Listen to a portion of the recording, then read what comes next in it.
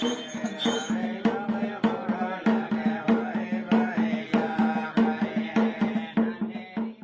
નામ રાઠવા નારાયણભાઈ હરિભાઈ.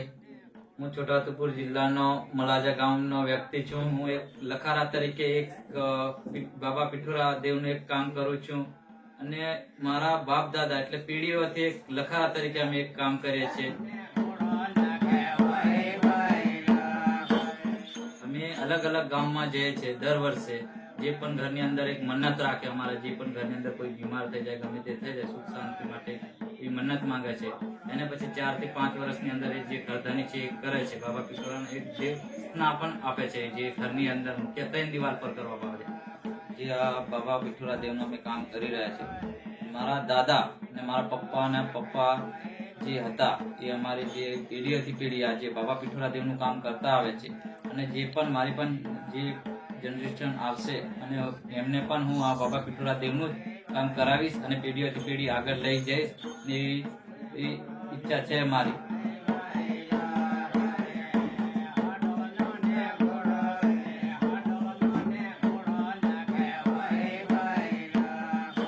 મલાજાની અંદર જે આદિવાસી સંસ્કૃતિ જોવા માટે લોકો આવી રહ્યા છે. ફોરેનર લોકો હજારો સંખ્યામાં આવી રહ્યા છે અને અત્યારે પણ હાલમાં પણ આવી રહ્યા છે. જે ઓફિસરો છે, કોલેજના સ્ટુડન્ટ છે, એવી રીતે એ પીઠોરા વિશે જાણવા માટે આવે છે.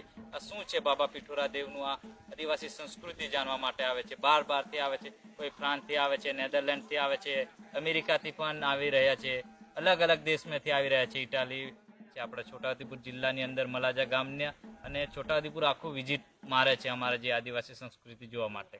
જે અમારી આદિવાસીની સંસ્કૃતિ જોવા માટે મલાજા ગામમાં આવી શકો છો તમે. વેલકમ.